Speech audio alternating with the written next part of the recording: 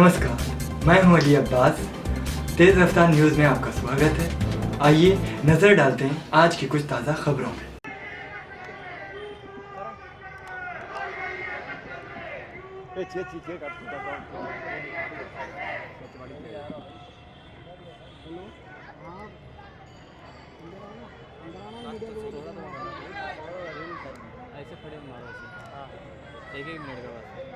हाज़रीन जलसा मोहतरम अली जनाब फैयाज अहमद खान साहब, मजलिसी उम्मीदवार, आपके उम्मीदवार जिसका इम्तियाजी निशान पतंग है, वो स्टेज पर तशरीफ ला चुके हैं। अल्हम्दुलिल्लाह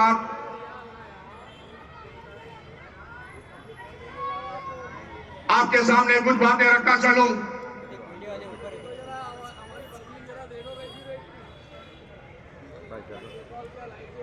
कबल इसके कि आपके यहाँ पे मुकामी मुखर्रीन आपसे मुखातिब करे, मैं आपके सामने ये बता रहा हूँ कि मजलिस इत्तेहादुल मुस्लिमीन आपके बीचों बीच में रह रही है, आपकी नुमाइंदगी कर रही है। चाहे वो सन 93 का वाक़या ले ले, लाहौर में जो ज़लज़ला आया था, यही मजलिस इत्तेहादुल।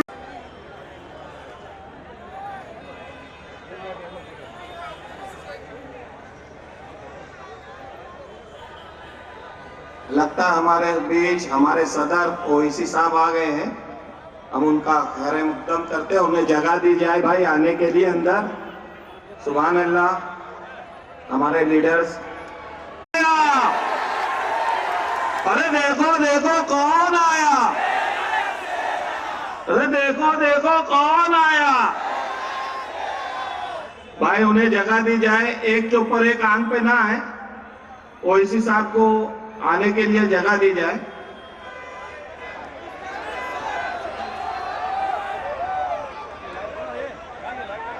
भाई धक्का मुक्की ना करे। अरे अब की उड़ेगी पतंग। हमारे बीच ओवैसी साहब आ चुके हैं, उन्हें आने दीजिए है भाई। देखो देखो कौन आया, अरे देखो देखो कौन आया।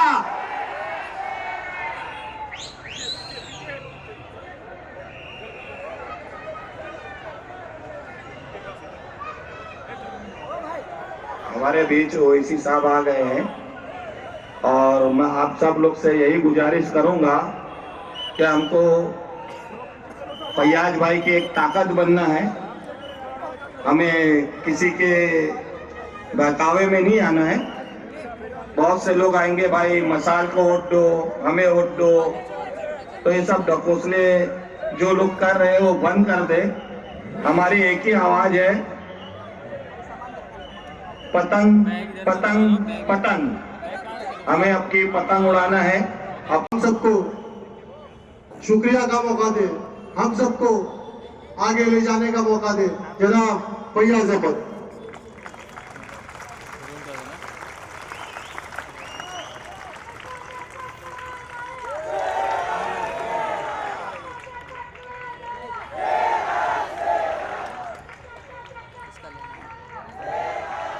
लाइक के एहतराम इज्जतनाब अल्लाह पार्टी के ऑल इंडिया के सदर जनाब असदुद्दीन ओवैसी साहब,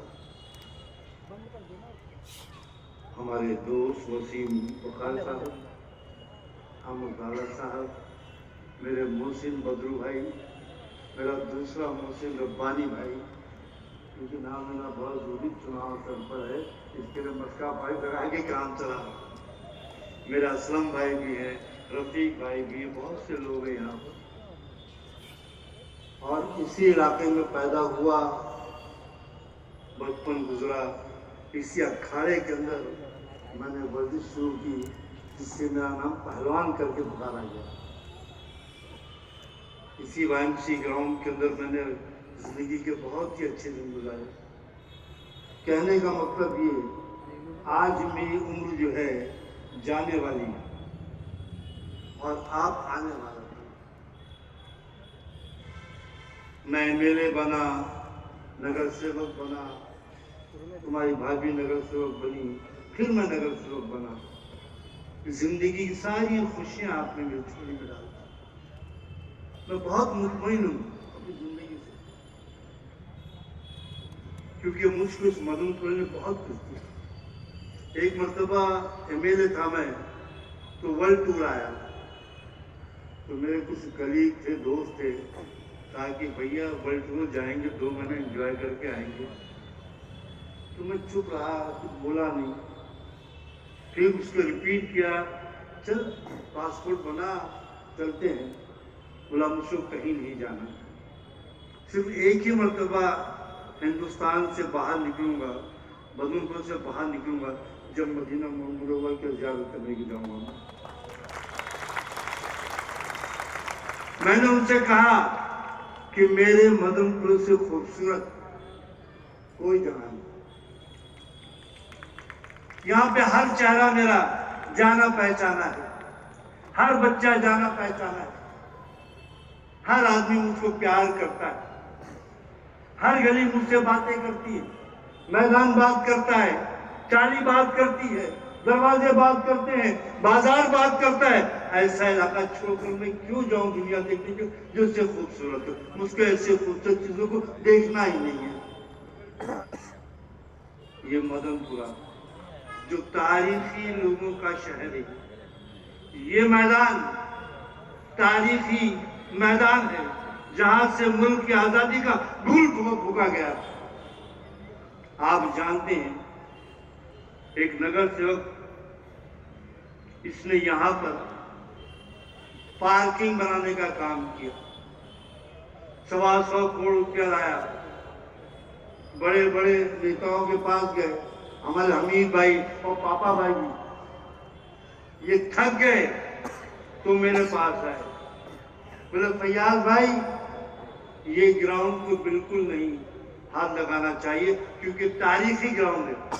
और मैं जानता था, क्योंकि यह अखाड़ा जो है, जहां भोलू, अकरम, गोगा, बंटवारे से पहले यह अखाड़ा 100 साल के मुयस का अखाड़ा, ये से मैंने अपने कुछ दिन गुजारे। ये मैदान ये मदनपुरे वालों का है, YMCA मैदान मदनपुरे वालों का। 2 ही प्ले ग्राउंड है इतने बड़े हल्के में, वो पार्किंग बनाने के लिए 10-10 फीट अंदर एक माला चढ़ा के 300 पार्किंग बना देंगे। तो मैंने कहा जो अधिकारियों से, पहले 1600 पार्किंग तो हमको दे दो। रहेजा में 1600 पार्किंग थी, उसको दबा दिया तुम लोगों ने, और उसके बदले यहां पर पार्किंग का चालू किया। मैंने कहा एक और जगह है, अगर पार्किंग बनाना है तो बाजू में गैरेज में बनाओ। यहाँ पर 500-5000 गाड़ियां पार्क हो सकती है। इस ग्राउंड से बड़ा ग्राउंड है, तल्ले पे तल्ला, तल्ले पे तल्ला, तल्ले पे तल्ला, बनाओ पार्किंग।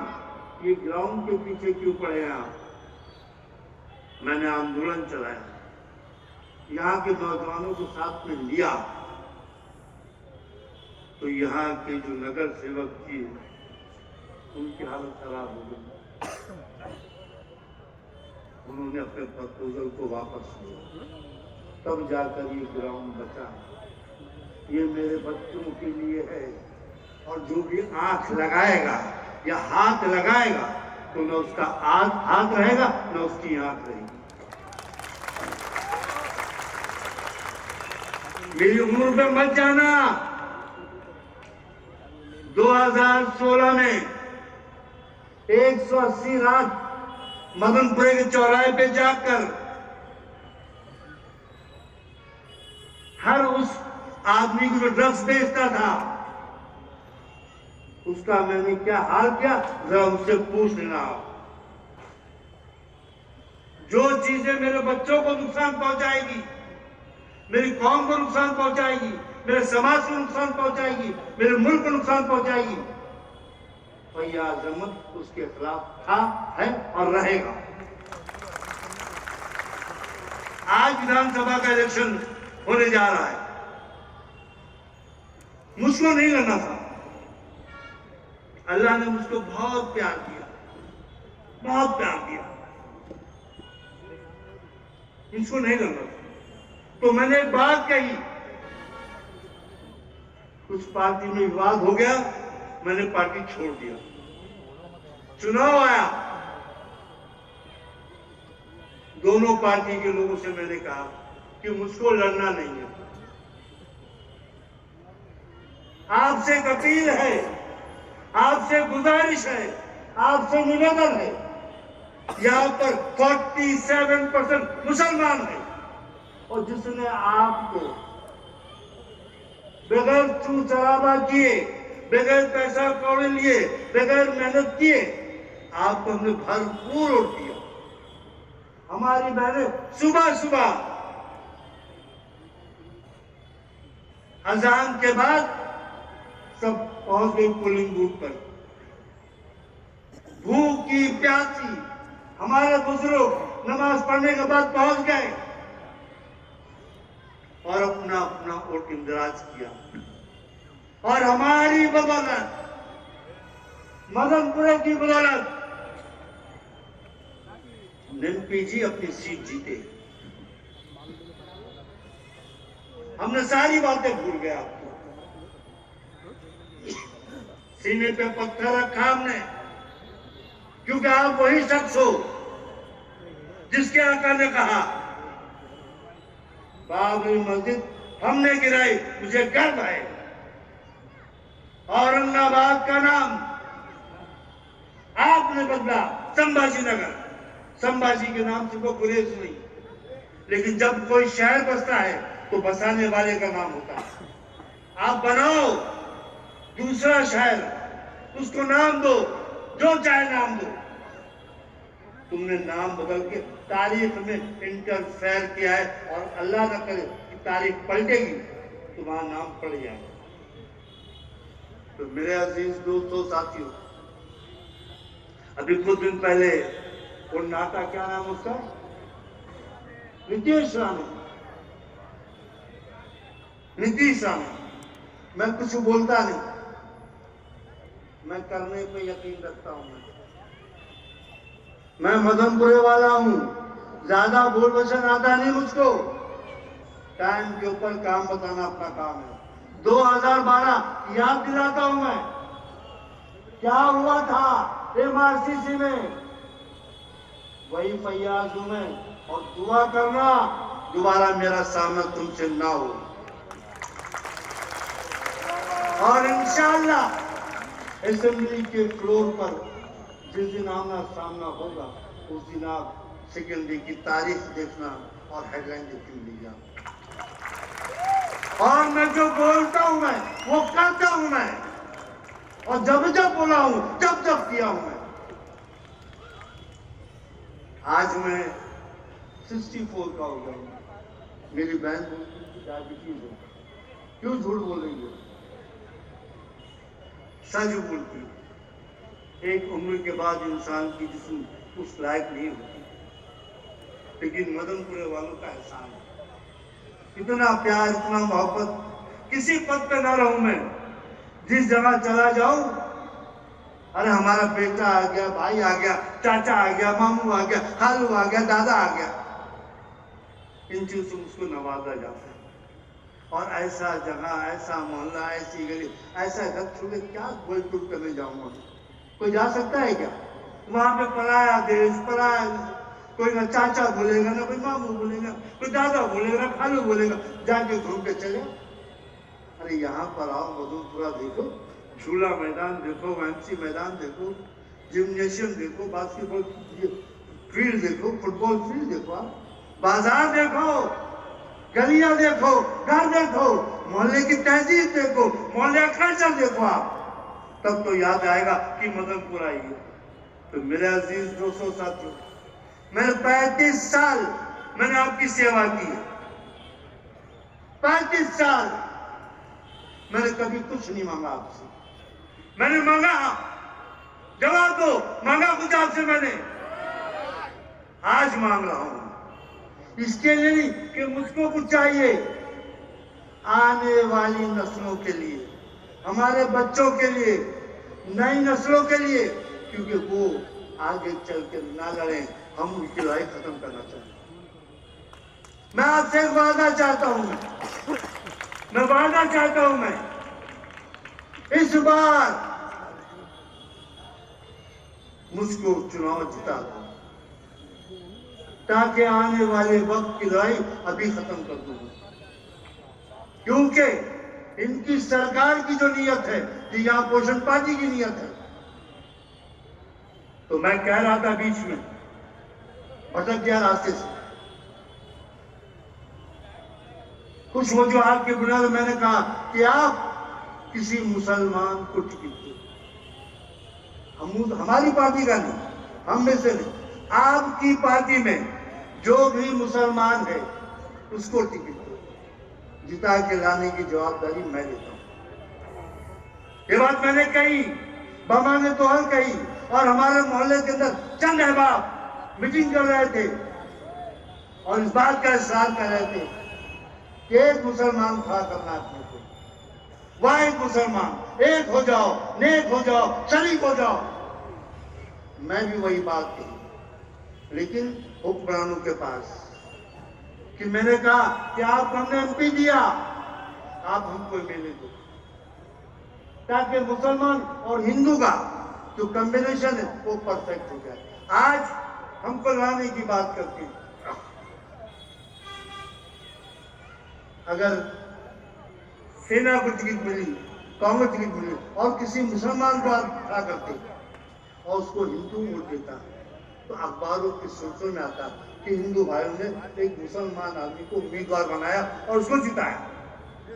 एक ब्रिज का काम बनता आपके और हिंदू मुसलमानों के बीच में तफरका फैलाने वाले मुक्ति खाते हैं। लेकिन इसके बावजूद कहा बहुत अच्छी बात है, बहुत ठीक बात है, बहुत बढ़िया बात है, हम सोचते हैं, हम विचार करते हैं। मैंने कहा बहुत बहुत शुक्रिया, आप विचार कर रहे हो, सोच रहे हो, बहुत बहुत शुक्रिया आपका। बाद में हुआ क्या, हमारी सोच की जुटी इन्होंने अपना ही आदमी चुन के लाके डाल दिया। क्यों? ये नहीं चाहते हैं कि मुसलमान असेंबली के फ्लोर पर जाए, एमपी भी ये, एमएलए भी ये, नगर पालिका भी ये। हम क्या छुड़ाऊ फोटा करने के लिए आए क्या? हाँ, हम भी गैरतमंद कौम के लोग हैं, हमारे बदन में खून है, हमारे बच्चे हैं, उनका भी फ्यूचर है, उनके फ्यूचर के लिए उनको लड़ना पड़ेगा और लड़ाई लड़ेंगे और जीतेंगे हम, क्योंकि 47% हम हैं यहाँ पर और वाहिद आदमी मैं हूं। मेरे अजीज दोस्तों, साथियों, कभी इतना एग्रेसिव में नहीं हुआ, लेकिन आज हो रहा हूं मैं। 8 दिन बचा हुआ है, 8 दिन बचा हुआ है। कुछ लोग कहते हैं कि 3 करोड़ रुपया मिल गया, कुछ लोग 2 करोड़ रुपया मिल गया, कुछ लोग 5 करोड़ रुपया मिल गया। मेरा भाई मिल गया, कोई दिखा तो दो मेरे को, कम से कम 5 करोड़ होता कैसे? मेरा घर यहीं पर है, मेरा मोहल्ला यहीं पर है, मेरी गली वहीं पर है, मेरी ऑफिस ही वहीं पर है। एक मर्तबा आदमी नगर सेवक बनता है, घर बदल जाता है, उसका मोहल्ला बदल जाता है, अहबाब बदल जाते हैं, मेरा सब वही है। मेरा भाई, मेरे अजीज दोस्तों, साथियों, वक्त का तकाजा है, हमको अपनी सिमत को मजबूत करनी होगी, अपने आप में इत्तेहाद पैदा करना पड़ेगा और इंशाअल्लाह अल्लाह ने चाहा 20 तारीख के रोज हमारा जलवा दुनिया देखेगी और भाई गल्ला, मोमिनपुरा, मदनपुरा, लक्की कंपाउंड, काला पानी, चांसेस कैंप, ये पूरा इलाका एक हो जाएगा और जब वोट मिलेगा तो यकीन जानो इनके सबके फाख्ता उड़ेंगे इंशाअल्लाह। मेरा अजीज दोस्तों, साथियों, मैं तो यहाँ पे आया था असद साहब की बातें सुनने के लिए। आज मैं कुछ जोश में कुछ ज्यादा बोल दिया, उसके लिए मार्जन भाई। हाँ, तो मेरे अजीज दोस्त साथियों, ये चुनावी दंगल है, मैं बहुत खेला हूँ, मैं नहीं चाहता चुनाव लड़ना, लेकिन इन लोगों ने मुझको मजबूर किया। इसके लिए चुनावी मैदान में मैं उम्मीद से आप लोगों से रुखसत होता हूँ कि इंशाअल्लाह अल्लाह ने चाहा तो 20 तारीख के रोज आप पतंग निशानी पर मुहर लगाकर उसको कामयाब करेंगे। शुक्रिया, खुदा हाफिज़, जय हिंद, जय महाराष्ट्र।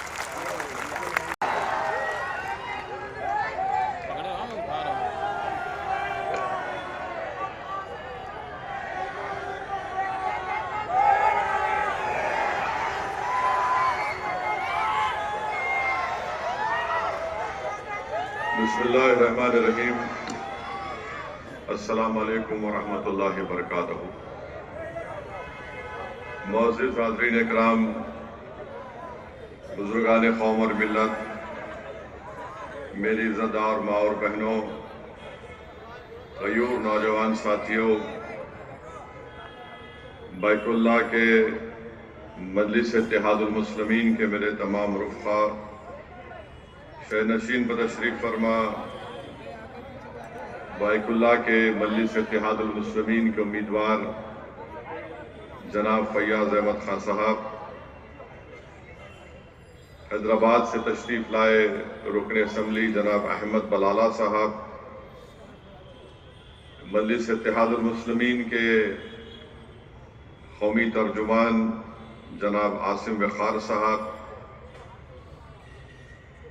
जनाब डॉक्टर दानिश साहब, डॉक्टर दावर साहब, जनाब डॉक्टर अब्दुल हकीम साहब, जनाब खालिद सिद्दीकी साहब, जनाब सईद पापा साहब, जनाब अब्दुल हमीद साहब, जनाब रब्बानी साहब, मजलिस इत्तेहादुल मुस्लिमीन के सीनियर क़ायद हैदराबाद से तशरीफ़ लाए जनाब तैयब साहब, और साबिक़ा रुकन बल्दिया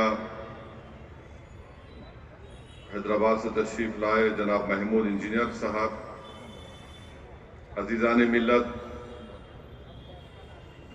मैं आप तमाम का शुक्रगुजार हूँ कि आप लोग ने अपना कीमती वक्त निकाल कर आज जनाब फैयाज साहब के इस इंतखाबी जलसे में आपने शिरकत की।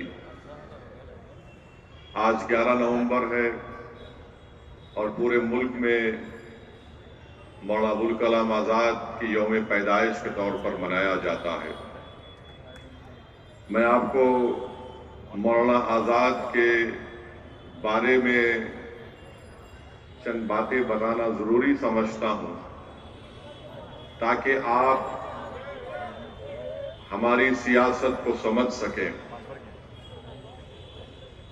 11 नवंबर को मौलाना आज़ाद की पैदाइश के तौर पर मनाया जाता है। वज़ीर आज़म ने भी और कांग्रेस पार्टी ने भी और मुख्तलिफ पार्टीज ने इस बारे में सोशल मीडिया पर आपकी पैदाइश का जिक्र किया। ये बात आपको जानना ज़रूरी है कि मौलाना आज़ाद इस मुल्क के मुजाहिदीन आज़ादी में आपका शुमार होता है। आप कई मरतबा इस मुल्क की आज़ादी के लिए जेल की सोबतों को बर्दाश्त किए। आपने जेल में बैठकर कुरान करीम का तर्जुमा भी किया। आप दो अखबारात कलकत्ता से निकालते थे अंग्रेज़ों के खिलाफ। आवाम में एक अंग्रेज़ों के खिलाफ बेदारी पैदा करने के लिए तो अंग्रेज़ों ने उन दोनों अखबारात पर पाबंदी लगा दी। फिर आपको कलकत्ता से अंग्रेज़ों ने निकाल दिया। मौलाना आज़ाद इस मुल्क के पहले एजुकेशन के मिनिस्टर बने। अब यहां से तारीख शुरू होती है। जब संविधान बनाया जा रहा था, उसको हम अंग्रेजी में बोलते कॉन्स्टिट्यूएंट असेंबली और उर्दू में बोलते दस्तूर साज असेंबली। जब मौलाना आज़ाद, मौलाना हिफ्जुर रहमान साहब रहमतुल्लाह अलैह, आपको याद दिलाने के लिए कह रहा हूं कि संविधान बनने से पहले सेपरेट इलेक्टोरेट्स की एक लिस्ट होती थी, माने हलके अलग होते थे मजहब की बुनियाद पर, फिर आरक्षण मिलता था मुसलमानों को। मगर जब बात कॉन्स्टिट्यूएंट असेंबली में चले गई, मुल्क का विभाजन हुआ, पार्टीशन हुआ, जब मुल्क के दो टुकड़े किए जा रहे थे, तो ये बार बार जो ताकतें और तंजीमें इस मुल्क की सेकुलरिज्म के दुश्मन रही हैं, वो तंजीमें जो इस मुल्क की आजादी में अपना कोई रोल अदा नहीं किए, जैसा कि आरएसएस, वो बार बार भारत के सबसे बड़ी अक़लियत मुसलमानों पर इल्जाम लगाते हैं कि तुम्हारी वजह से मुल्क का विभाजन हुआ, तुम लोग इस देश को छोड़ के चले जाओ। आप और हम सुनते हैं इन लोगों की जबानों से। तो जब मुल्क का विभाजन हो रहा था, बल्कि उससे पहले मौलाना आजाद कांग्रेस के सदर थे, मौलाना आजाद अपनी किताब इंडिया विंस फ्रीडम, जिसको उन्होंने वसीयत की कि मेरे मरने के 30 साल के बाद इसको छापना चाहिए, उस किताब में मौलाना आजाद लिखते हैं कि मुझे बड़ी तकलीफ हुई। मैं ये समझ रहा था कि उस वक्त अंग्रेजों से जमाने में एक कैबिनेट प्लान मंजूर हुआ था कि कांग्रेस पार्टी उसको मंजूर करेगी, और मंजूर हो गया था। जब नेहरू कांग्रेस के सदर बने, पहले तो मौलाना आजाद को जब उन्होंने एक बयान दिया था इस बारे में, तो उनको मजबूर कर कांग्रेस की सदारत से हटाया गया। और फिर उसके बाद मैं आपको तारीख का हवाला देकर कह रहा हूं कि महात्मा गांधी ने नेहरू को खत लिखकर कहा कि अब अगर किसी मुसलमान को सदर बनाना है तो ऐसे आदमी को बनाओ जो हमारी बात को सुनता है। मौलाना आजाद नेहरू के उस बयान पर नाराज हुए कि कैबिनेट प्लान को नेहरू ने कहा कि नहीं, मैं नहीं मानता इसको। मौलाना आजाद ने कहा कि कांग्रेस की वर्किंग कमेटी को बुलाओ। जब वर्किंग कमेटी में ये बात मौलाना आजाद ने कही कि तुम ये बात कैसे कह सकते हो, ये तो पार्टी का फैसला था, तो जवाहरलाल नेहरू ने कहा कि देखो ये बड़ी एम्बेरेसिंग बात हो जाएगी, शर्मिंदगी की बात हो जाएगी कि पार्टी के सदर की बात को तुम लोग रद्द कर रहे हो। फिर उसके बाद जब मुल्क के दो टुकड़े होने जा रहे थे, तो मौलाना आजाद अपनी किताब में लिखते हैं कि मैं दौड़ा नेहरू के पास, नाउम्मीद हो गया। मैं दौड़ा गांधी के पास, नाउम्मीद हो गया। मौलाना आजाद ने कहा कि मैं तकलीफ में था कि मुल्क के क्यों दो टुकड़े किए जा रहे हैं। मुल्क के दो टुकड़े हो गए। जब संविधान बनाने की बात आई और जब संविधान बनाने की उस कमेटी में मुसलमानों के लिए रिजर्वेशन की बात आई, तो मौलाना आजाद लिखते हैं,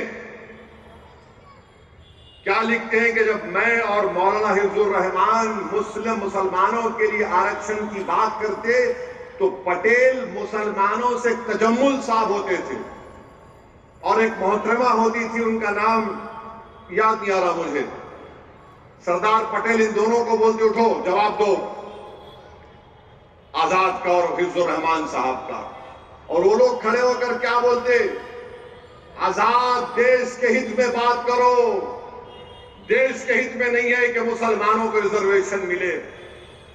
आजाद बोलते थे कि कम से कम रिजर्वेशन दे दो। तो आजाद की बात नहीं सुनी गई मौलाना आजाद की, और मौलाना आजाद ने तारीखी जुमला कहा था कि ये कॉन्स्टिट्यूएंट असेंबली मेरे लिए एक नया कैद खाना बन गई, मेरे लिए एक नया कैद खाना बन गई, क्योंकि वो अंग्रेजों के जमाने में कई मरतबा जेल में थे। ये आरएसएस संघी के लोग जेल नहीं गए थे। मौलाना आजाद जेल में रहते थे 10-10 महीने, 11-11 महीने, 9-9 महीने, एक नहीं सैकड़ों मरतबा जेल को गए। वो शख्स को ये कहा गया, तजम्मुल को उठाया गया, कोई मोहतरमा को उठाया गया, उन्होंने कहा नहीं नहीं नहीं। आज क्या होता है, आज अगर कोई मुसलमानों के लिए संविधान के दायरे में कोई बात करता है तो जिस तरह वहां पर तजम्मुल को उठाया गया था, ऐसे कई लोगों को उठाया जाता है। ये भड़काऊ भाषण दे रहा है, इसकी बात का यकीन मत करो। फिर मौलाना आजाद एजुकेशन के मिनिस्टर बन गए, तो एजुकेशन के मिनिस्टर जब वो बन गए, रिजर्वेशन की एक कमेटी थी, उसमें उस वक्त के नाम निहाद मुसलमानों को कमेटी का मेंबर बना दिया गया। और जब आरक्षण की बात आई तो कोई भी मुसलमान उस कमेटी में मुंह नहीं खोला, कोई मुंह नहीं खोला। ये मैं कहां से कह रहा हूं, के मुंशी के कागजात पढ़ेंगे तो आपको मालूम हो जाएगा। मौलाना आजाद 1 साल तक पार्लियामेंट में तकरीर ही नहीं किए, 1 साल तक तकरीर ही नहीं किए मौलाना आजाद पार्लियामेंट में, एजुकेशन मिनिस्टर थे। मेरे अजीज दोस्तों और बुजुर्गों, यही मुंबई की एक तारीखी शख्सियत जो आज नहीं है हमारे दरमियान में, जिनको मैं बहुत चाहता था, बहुत करीब था उनसे मैं, अब्दुल गफूर नूरानी साहब से, अल्लाह उनकी मग़फ़िरत करे। अब्दुल गफूर नूरानी साहब ने एक आर्टिकल लिखा था फ्रंटलाइन मैगजीन में, जिसका खत उन्होंने छापा था कि सरदार पटेल ने गांधी को खत लिखकर कहा कि अब भारत की नई मिनिस्ट्री बन रही है, उसमें आजाद को मिनिस्टर ना बनाया जाए। मेरे भाई, ये जो तकालीफ हम आज उठा रहे हैं ना, biggest minority of the country हम है, जरूर हैं। हमने इस मुल्क की आजादी की लड़ाई 1810-20 में शुरू की, जब ये संघ परिवार के लट लेकर फिराने वाले नहीं थे। हमारे उलमाओं ने शुरू की थी, अपनी जानों को कुर्बान कर दिया। वो मौलाना आजाद के बारे में ये कहा गया कि इनको मंत्री नहीं बनाना चाहिए। आप सोचिए, ये मैं इसलिए बता रहा हूं कि लोग मजलिस को गाली देते हैं, असदुद्दीन ओवैसी पर इल्जाम लगाते। एक एक बात सच कह रहा हूं, अगर कोई इनकार करेगा तो वक्त बताओ, मैं आता हूं डॉक्यूमेंट्स लेके, तुम सामने नहीं बैठ पाओगे।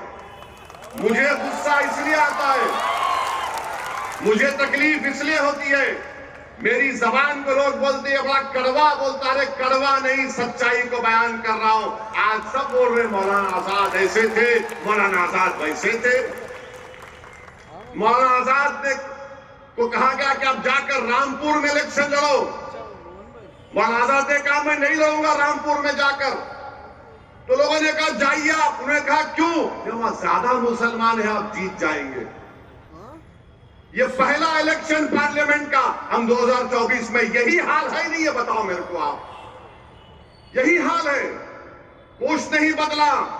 जहां पर मुस्लिम अक़लियत की एम्पावरमेंट की बात आएगी, और उस जमाने के जो हमारे बड़े बड़े लोग थे, अल्लाह उनको उनकी मग़फ़िरत करे, वो लोग क्या बोलते थे, नहीं नहीं छोड़ो, सियासत छोड़ो, लीडरशिप की बात मत करो, हमारी तहजीब की हिफाजत होना चाहिए।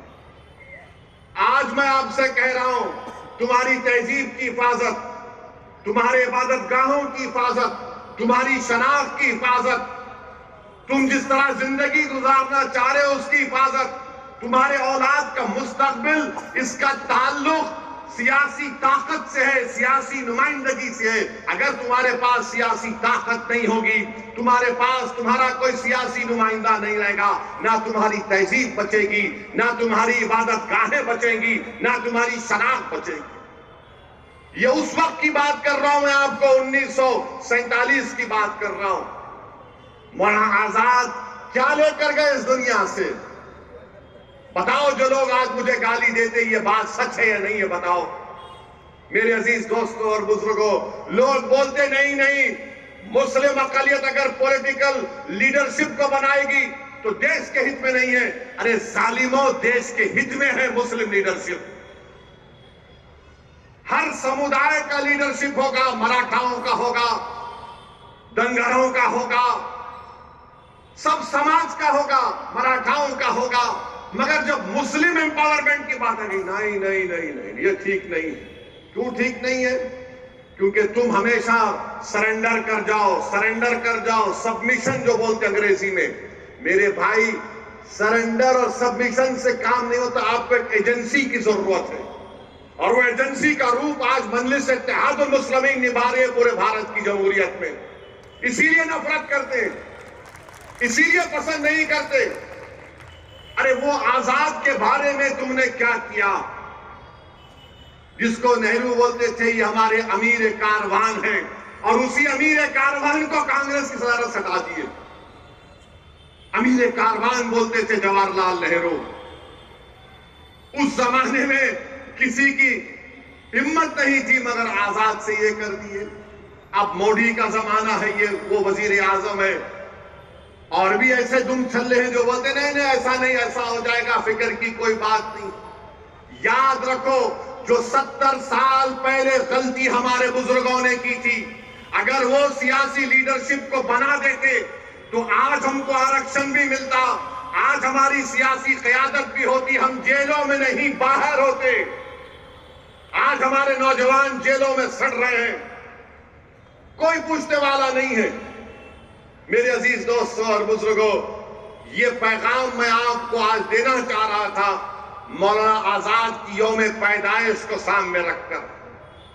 मौलाना आजाद की बहुत सी बातें हैं, जब किसी और वक्त पे इंशाअल्लाह बोलूंगा मैं, मगर इतना तो बोलूंगा कि सियासी लीडरशिप को बनाओ।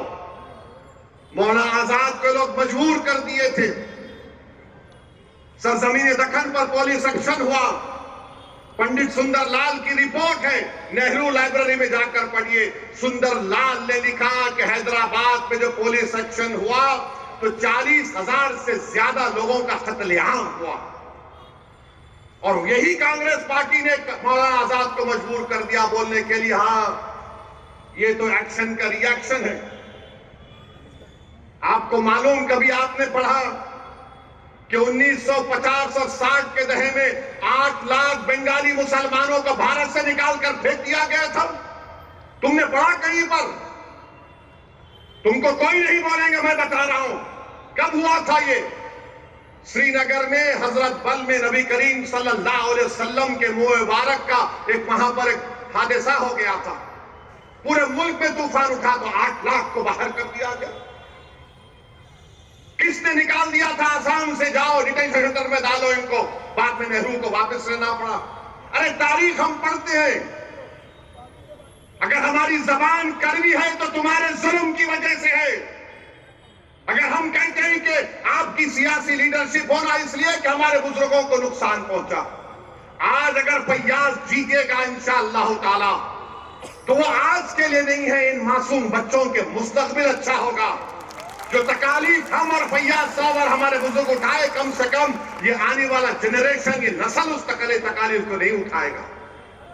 तो मेरे अजीज दोस्तों और बुजुर्गों, मेरी आपसे दमन गुजारिश है कि आपको 20 तारीख के दिन अपने के कोर्ट का सही इस्तेमाल करना है।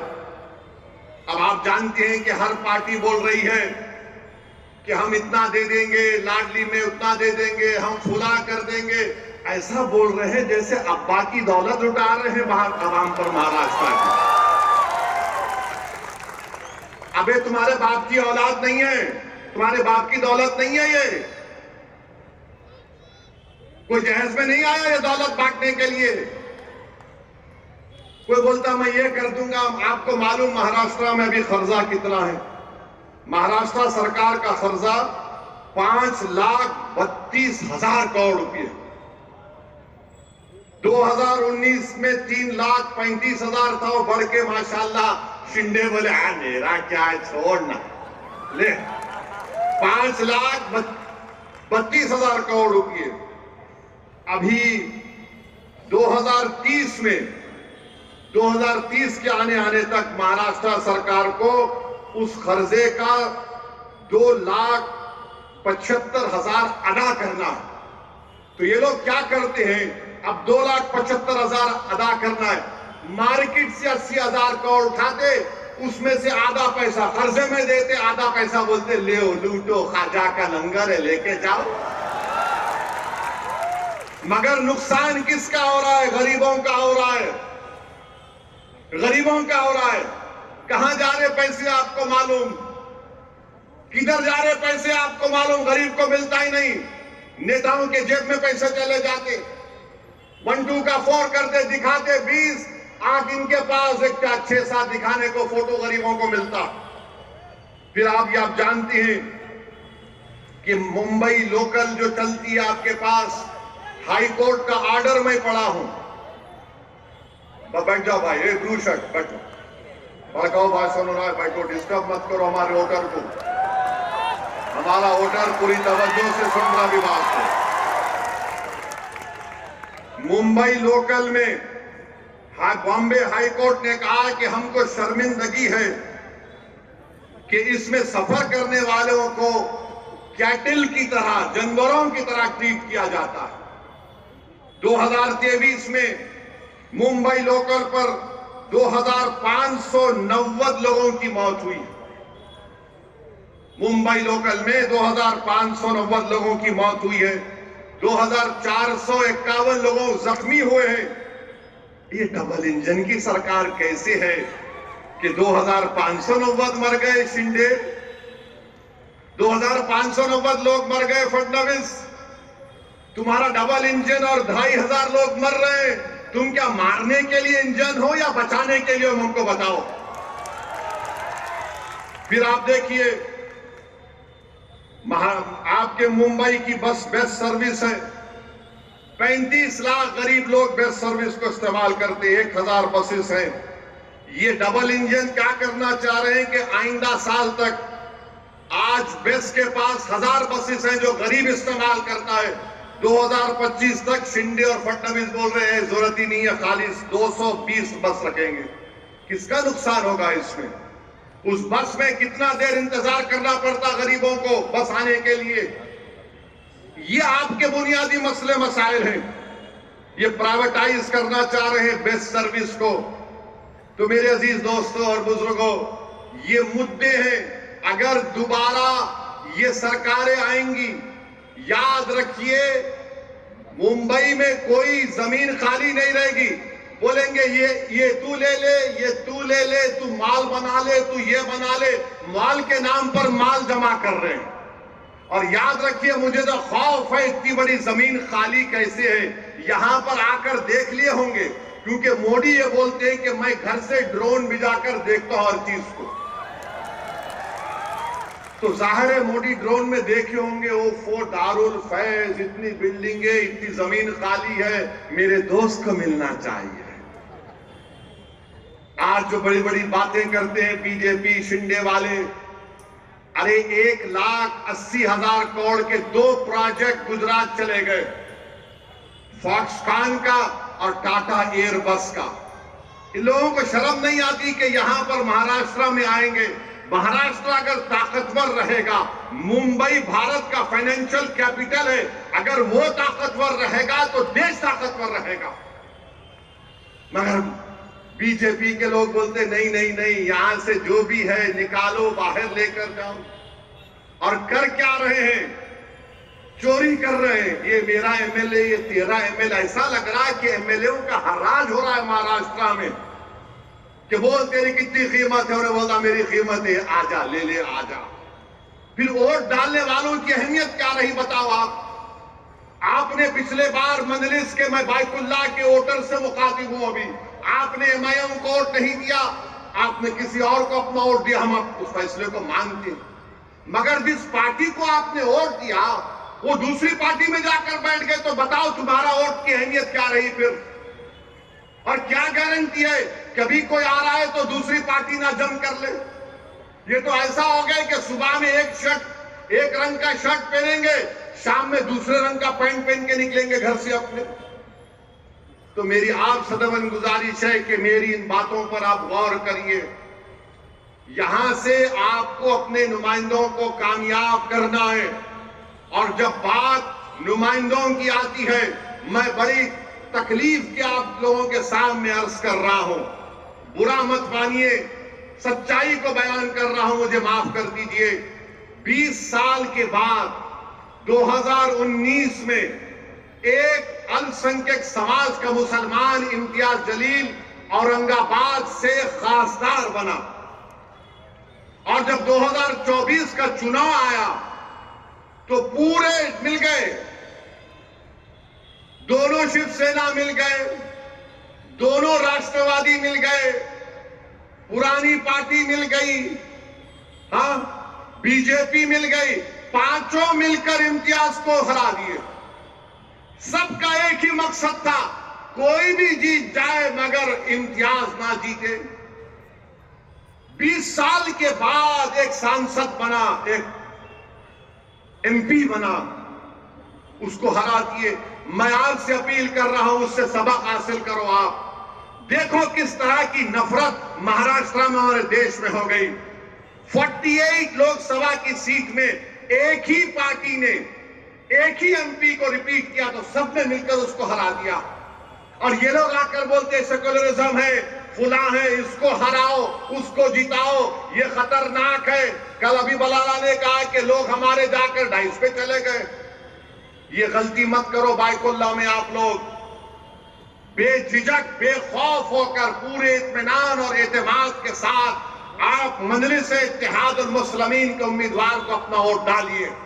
और मैं आपको बता रहा हूं, ये ओवैसी की गारंटी है, फैयाज कहीं नहीं भागेंगे बल्कि भगाएंगे इन लोगों को इंशाअल्लाह ताला।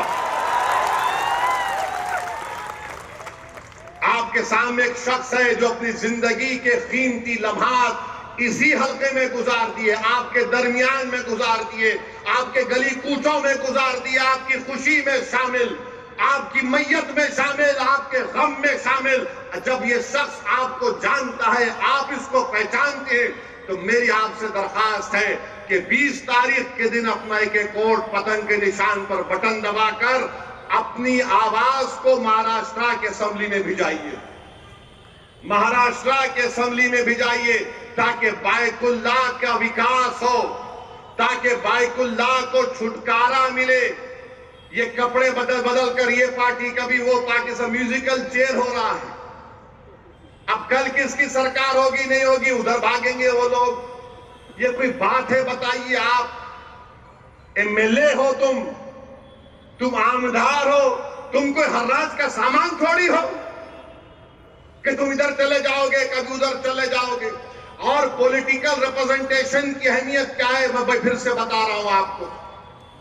नरेंद्र मोदी ने वक्फ बिल का कानून पेश किया। नीतीश कुमार के पास सिर्फ 13 या 14 एमपी, कितने आसन का था? 13 है, 13 या 16, 13 है।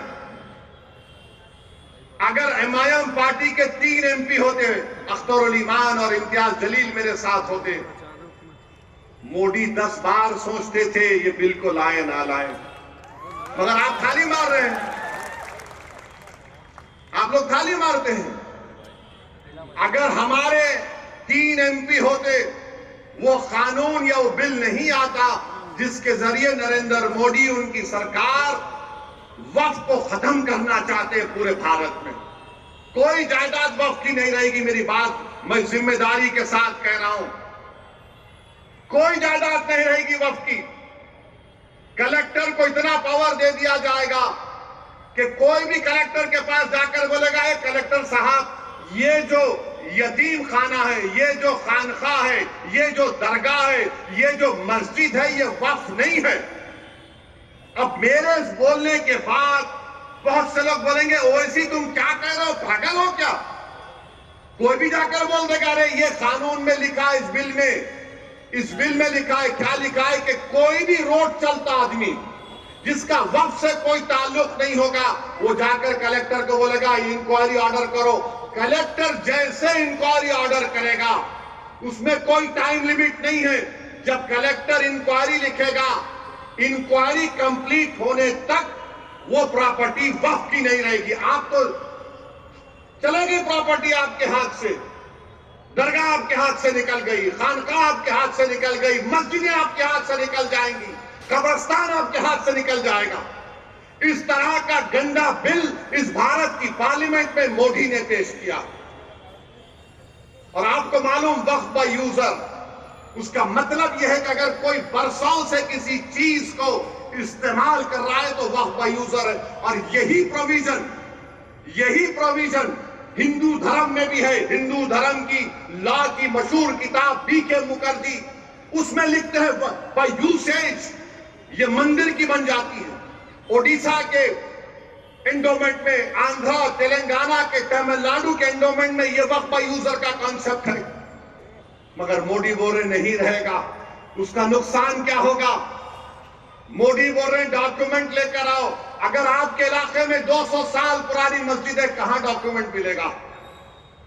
कहां डॉक्यूमेंट मिलेगा? बता रहे हो नहीं नहीं, वो दूसरा ठाकरे है, ये अच्छा है। कौन क्या किए बताओ आपको? जब ये वक्फ का बिल पेश हो रहा था, उद्धव ठाकरे के पूरे एमपीज बाहर खड़े हुए थे, कोई लोकसभा में नहीं था। मुझे मोशन देना पड़ा इंट्रोडक्शन के खिलाफ। मेरे भाई जागो, मजलिस के लिए नहीं तो अपने लिए, अपनी नस्लों के लिए, अपनी शनाख्त के लिए जागो। तुम नहीं समझ रहे, तुम्हारी आवाज अगर असेंबली में नहीं होगी, तुम्हारी आवाज अगर कॉर्पोरेशन में नहीं होगी, तुम्हारी आवाज जिला परिषद में नहीं होगी, पार्लियामेंट में नहीं होगी, तो कौन तुम्हारी आवाज उठाएगा बताओ? आज ये खतरा हमारे सरों पर मंडला रहा है।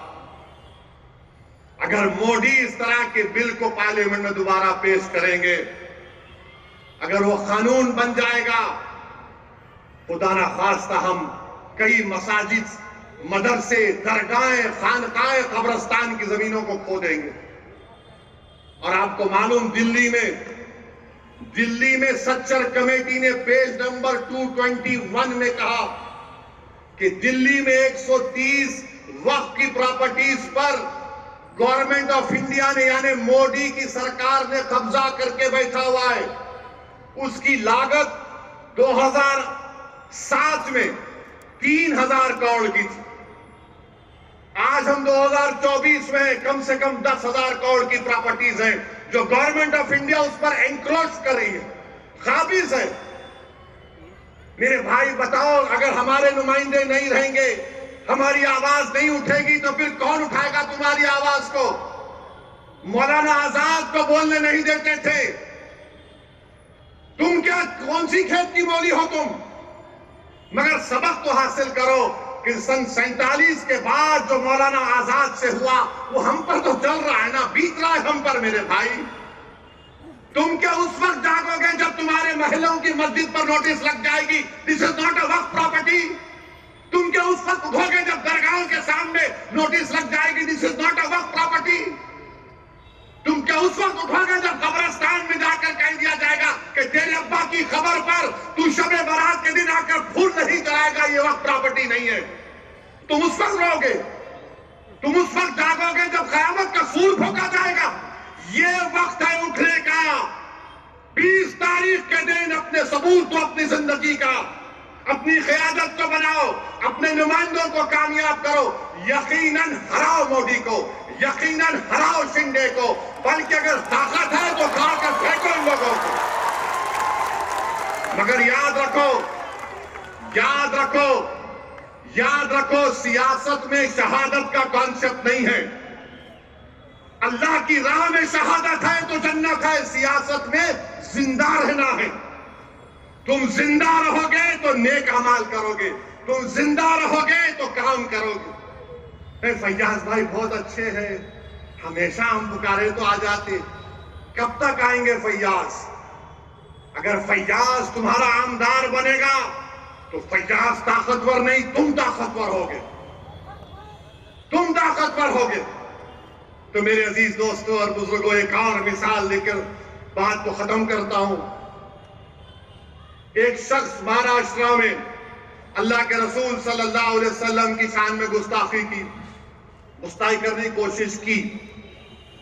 कोई रहमतुल आलमीन की शान में गुस्ताखी नहीं कर सकता, ये मेरा ईमान। कोई नहीं कर सकता। जिसके लिए जमीन और आसमान बनाई गई, अरे तू कौन है जो रहमतुल आलमीन है? इसने अनार शनाब बकी, कौन आवाज उठाए? उद्धव ठाकरे?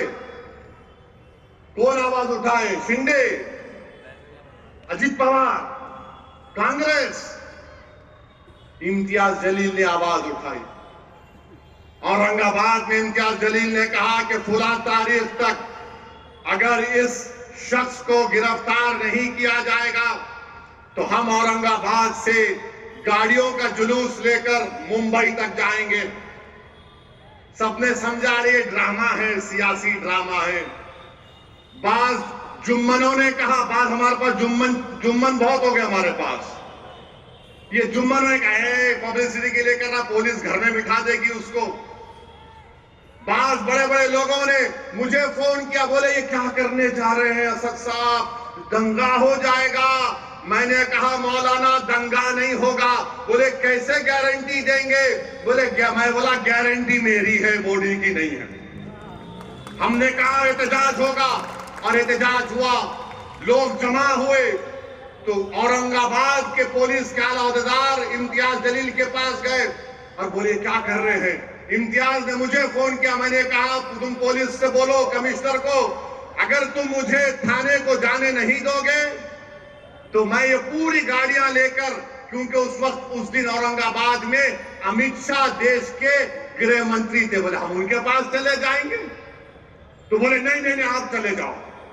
10,000 गाड़ियों के साथ काफिला निकला। जो लोग ये समझ रहे थे कि महाराष्ट्र का अल्पसंख्यक समाज का मुसलमान एहतजाज नहीं कर सकता पुरअमन, हमने उन सबको गलत साबित किया। मैं लाखों सलाम करता हूं आप लोगों को जो आप लोगों ने हिस्सा लेकर उस एहतजाज को कामयाब कर अपनी तारीख रकम कर दिया। अल्हम्दुलिल्लाह।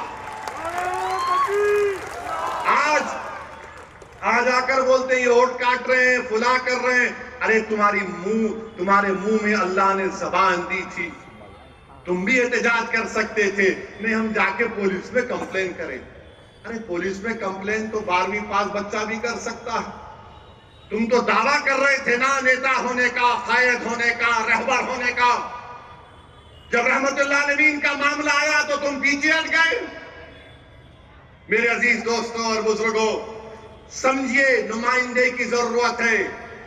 आपके वोटों से आपका मुंतखब शुदा नुमाइंदा होगा, वो आपके लिए लड़ेगा, आपके लिए जद्दोजहद करेगा। इल्जामात तो मंजलिस पर लगते रहते हैं। अब ये आपके महाराष्ट्र के deputy chief minister Fadnavis Aurangabad को आके बोले सुन ले असदुद्दीन ओवैसी, सुनो देवेंद्र फडणवीस, तुम अमित शाह और मोदी तीनों बैठकर भी मेरी जबान का मुकाबला नहीं कर सकते, याद रखो। बोले वोट जिहाद, कल तक लव जिहाद था, फिर जमीन जिहाद, फिर एक जॉब जिहाद, अब वोट जिहाद हुआ। अच्छा मोदी जी जरा बताइए वोट जिहाद का डेफिनेशन क्या है? अमित शाह बताओ वोट जिहाद का डेफिनेशन क्या है? तुम अयोध्या में हार गए, कैसे हारे?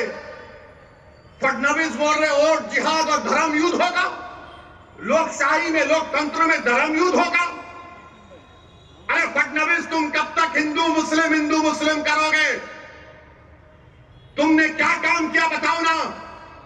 तुमने कुछ काम नहीं किया। तुमने डाका डाला एमएलएस को लूटने के लिए, तुमने एमएलएस की चोरी की। तुम सत्ता में नहीं आए मगर तुमने सत्ता को छीन लिया और बोल रहे ओ सुनो वैसी, मैं कह रहा हूं सुनो फडणवीस, तुम जिहाद के माने नहीं जानते। बोलते मालेगांव सेंट्रल में हम धूलिया की सीट मालेगांव सेंट्रल की वजह से हारे। अरे फडणवीस तुम तो 1819 में भी हारे थे, 1918 में भी हारे थे। मालेगांव के किले में जब तीसरी जंग हुई मुसलमानों मराठा और अंग्रेजों की, तो मराठाओं की फौज में मुसलमान थे जिन्होंने अंग्रेजों से मुकाबला किया। उन्होंने अपनी जानों को कुर्बान कर दिया। बल्कि उनके नाम आपके सामने कहना चाहूंगा ताकि नौजवानों को मालूम हो जाए कि उनके नाम क्या थे। उनके नाम में फडणवीस नहीं था, बाय द वे। उनके नाम में क्या था? सुलेमान शाह, इस्माइल अल्लाह रखा, शाबान भिकारी, बुद्धू फरीदास, अब्दुल गफ्फार, इनको फांसी पे लटकाया गया। अब्दुल्ला खलीफा और मोहम्मद अनवर को जेल में अंग्रेजों ने मार मार कर कत्ल कर दिया। फडणवीस सुनो, तुम ये समझते हो कि कोई तुम्हारे पैर के पास बैठ के बोलेगा आप सरकार है? अरे कोई सरकार नहीं है। बाबा साहेब अंबेडकर के संविधान ने फडणवीस को ओवैसी को बराबर कर दिया। कोई बड़ा छोटा नहीं है। बल्कि सुनो फडणवीस, मैं तुम्हारे से बड़ा हूं एतबार से, अल्हम्दुलिल्लाह। लफ जिहाद। अच्छा फिर क्या बोल रहे प्रधानमंत्री, क्या बोल रहे हैं, नई बात करें, एक है तो सेफ है। मोदी जी कितना फेंकेंगे आप? पार्लियामेंट इलेक्शन में आपने कहा कि हिंदू बहनों के गलों से मंगलसूत्र निकालकर मुसलमानों को दे दिया जाएगा, हिंदू भाइयों की भैंसों को लूटकर मुसलमानों को दे दिया जाएगा, मुस्लिम औरतें ज्यादा बच्चे पैदा कर रही हैं। मोदी जी, आपके वालिद साहब ने भी बहुत बच्चे पैदा किए थे, गलत किया था क्या? अमित शाह के कितने भाई बहन बताओ हमको? आप हमारी मां और बहनों पर इल्जाम लगा रहे हो। मोदी जी बोल रहे एक है तो सेफ है। अमित शाह इसको बढ़ाकर बोल रहे अब वक्फ की प्रॉपर्टीज डिक्लेयर कर दी जाएगी। अमित शाह, मोदी, फडणवीस, मैं मुंबई में खड़े होकर बोल रहा हूं, वो जो दुनिया का दौलतमंद आदमी है, जिसके बेटे की शादी में मोदी जी आप मुस्कुराते हुए गए थे, वो यतीम खाने पर बनाई गई है मुसलमानों के। लो यतीम खाने की जमीन वापस लो। अमित शाह, फडणवीस, तुम नहीं लोगे क्योंकि तुम दौलतमंदों के घर में जाते हो शादी के लिए। तुम गरीब की बस्तियों से, गुर्बत से तुम्हारा कोई ताल्लुक नहीं। यतीम खाने की जमीन पर 21 करोड़ में बिल्डिंग बनाई गई। सुप्रीम कोर्ट में फैसला है, अभी केस चल रहा है। मेरे भाई, मोदी जी बोल रहे एक है तो सेफ है। 10 साल से सेफ नहीं थे हम लोग। मैंने उसका जवाब दिया कि अखंड है तो सेफ है, अखंड है तो सेफ है। हम अनेक हैं तो अखंड है। हमारी डाइवर्सिटी इतनी है इस मुल्क की। मगर खैर, बहरहाल बहुत सी बातें इंशाअल्लाह ताला। मेरी आपसे एक ही गुजारिश है कि 20 तारीख के दिन, जहां तक मेरी आवाज अल्लाह पहुंचा रहा है, मेरी आपसे अपील है कि 20 तारीख के दिन एक एक वोट को इस्तेमाल करिए पतंग के निशान पर। अब आप मखरूज नहीं है। आपने अरविंद सावंत को वोट दिया, नहीं दिया? दिया, आपने वोट दिया अरविंद सावंत को? हाथ उठाओ, कितनों ने दिया? कम दिए। अरविंद सावंत को पार्लियामेंट इलेक्शन में प्यारे। अब आप कितने लोग देंगे फैयाज साहब को वोट, बताओ? मां भी हाथ उठना, जरा दर्द हो रहा के हाथ में? हाँ, अब ये बाहर जाकर, हाँ बाहर से भी हाथ उठ गया माशाअल्लाह, मगर बाहर जाकर भूल नहीं जाना। नहीं, 15 तारीख से ये इबलीस के एजेंट आएंगे। फैयाज जीत गया तो गवर्नमेंट बनाता क्या? फैयाज मिनिस्टर बनता क्या? अरे भाई, तुम फैयाज को जिताओ, इंशाअल्लाह ताला यहां पर जो सरकार बनाएगा वो इस ग्राउंड में आकर फैयाज को बोलेगा चल फैयाज मेरे साथ। ये काम आप कर सकते हैं तो मुत्तहदा अपने अपने वोट का इस्तेमाल करिए। पतंग के निशान पर बटन दबाकर अपनी आवाज को, बेबाक आवाज को महाराष्ट्र विधानसभा में पहुंचाइए। शुक्रिया बहुत बहुत। अस्सलाम वालेकुम व रहमतुल्लाहि व बरकातहू।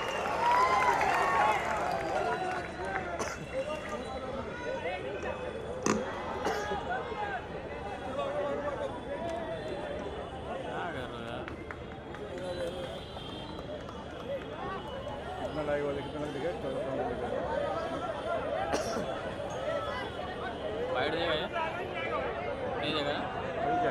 बैठ जाएगा। वो बोला बाइट ले, उससे बाइट ले बोला। सब थोड़ी बैठ देंगे। पेड़ उसका क्यों बैठ लेगा? पूरा स्पीच किया हुआ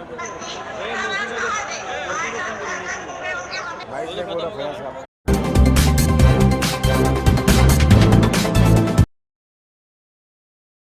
नमस्कार, मैं हूं अली अब्बास। तेज़ रफ्तार न्यूज़ में आपका स्वागत है। आइए नज़र डालते हैं आज की कुछ ताज़ा खबरों में।